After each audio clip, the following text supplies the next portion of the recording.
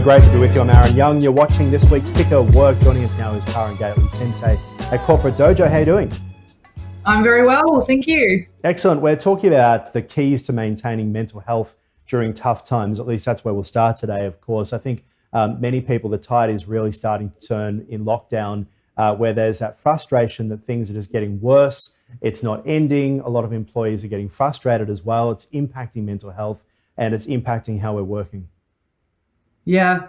Look, I think the number one rule that we can all focus on when we, are in circumstances we'd rather be different is to accept reality. I think, the more that we rail against that reality, the bigger impact that it has on our world.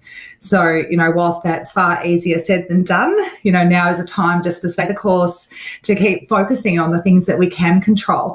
And clearly, when lockdown's going to end is not necessarily something that us as individuals can do anything about. It's funny, isn't it? We're kind of midway on the hill. We're not sure how high the mountain is that we're climbing. Yeah. We keep trying to look to the top or look for reassurance that we're not far from the top. And it's just very unlikely to come, isn't it? And that's why some of the people we speak to who are marathon runners, etc., getting tips from them about how to get through what seems to be the impossible is quite often the best way. And focusing on how we get through exercise and those long sessions of the gym or running where before you get into it, you think there is no way that I'm going to be able to do 200 sit-ups or run for 10Ks or whatever, but you'd be surprised by what you can achieve. Yeah. And look, it very much reminds me of my black belt grading in the martial arts. It's one of those scenarios where you don't actually know how long the grading's going to go for. And, as soon as you start to think about when's it over, how long has this been going, how much longer to go, it just erodes, again, that focus, that discipline, that resilience. So, the trick in that scenario, and similarly to what you've just pointed out, whether you're doing any kind of endurance activity, is to just focus on the moment. That's all we have, the ability to focus on what am I doing now? Am I bringing my best game to this moment? Looking ahead to try and work out when it's going to be over, it's torturous. So talk to us about, from a workplace perspective, the impacts of social distancing, also loneliness on work performance. I think many of us who have always hated open office, I should say, are now really missing the fact that, you could have all these people out together and talking and being a little bit more social. It's like we've gone back to the pre-open office, which is isolation. Yeah. Look, and I think one of the big things that people are missing is that opportunity just to see people in the kitchen, to run into each other in the hallway, to be able to have that informal chat and conversation, whether it is just about being social or obviously whether it's about progressing our work. So I think that's very difficult to replace when you are on Zoom or other online platforms. So I think, it is important, again, that we're focusing on making sure that we're connecting with other people on a regular basis. It's not the same as being able to, again, hang out and have a bit of a social chat in person.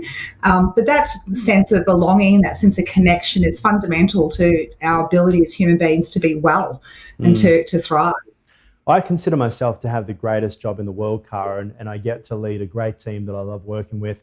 I even get to bring my dog into the office. It's that good. Yes. And I'm one of the very few people in an industry considered to be an essential service in the news media industry at the moment, who actually gets to go into the workplace. And yet, I got to tell you, last week I noticed for the first time I was really burnt out. I was tired. No matter what I did, whether it was exercise, whether it was eating healthily, whether it was talking about my mental health, whether it was catching up with friends in the way that I'm allowed to, going for outdoor walks, having my sole friend that is able to come over to my single house because that's who I am.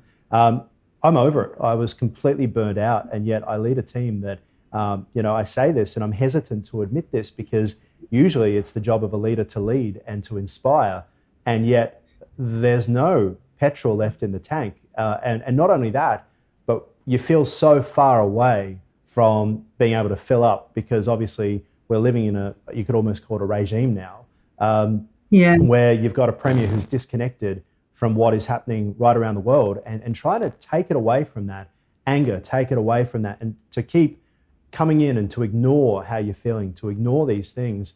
It's getting to that stage. It's just been going on for so long. How are you going? You run a business in a similar situation. How do you go? Yeah.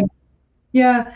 No, look, I'm doing well. Thank you for asking. I think, what I'd say to you, Aaron, is that as leaders, we're also human beings. And I think that's one of the mistakes that we often make as leaders is thinking that, we need to be strong all the time. We need to be on our game all the time.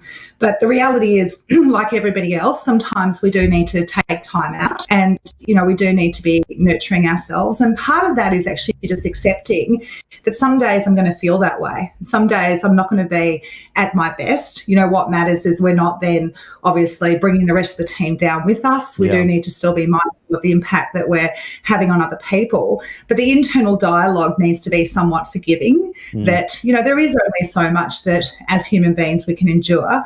And one of the common causes of burnout is actually just having our mind switched on all the time. Yeah, so you're true. a classic example of someone who's been in startup mode and doing all sorts of crazy things like setting up studios till midnight and all the rest of it. And just watching a lot of YouTube is the thing as well. Like I find myself as someone who is always trying to learn. So when I was out on a walk, I was listening to podcasts about history or global events. And I just found myself at this stage where I thought, when I leave the house, I'm not going to take my phone. I'm not going to take my headphones. I'm not going to listen to anything because there's too much information. We are learning too much right now.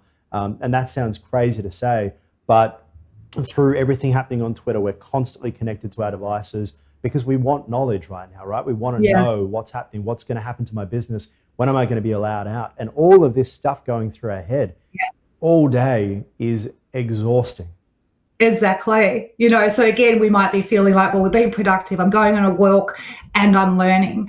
Well, why don't we give ourselves some moments where we're not necessarily learning anything. Yeah. We're just actually tuning into And it's these key moments when we look back at that quite often you make bad decisions, right? It's when your mind is looking for stimulation, looking for something. And those are the moments when we look back in our lives that we say, what was I thinking? And that's the careful thing, to be on guard right now where these are the moments where we can all make silly decisions. And that's the only power we have in life is the choices we make in each moment. And managing mental health is about a collection of all of those choices. What have I decided in each day, in each week, in each month?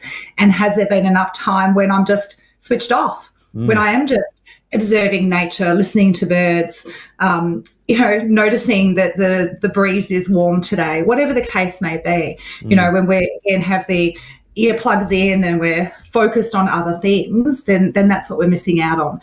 And as humans, again, there's lots of research that shows when we are connected with nature, we do have fresh air and we're looking at green trees, it does have a very real impact on our well-being. Absolutely. And yet in this world of technology, it's just too easy to be constantly connected to those things and not just switching off. Yep. And when we can get out of our 5K walled radius, I tell you what, that will be when I think we can enjoy ourselves a little bit more and come back to work feeling light and full of fight.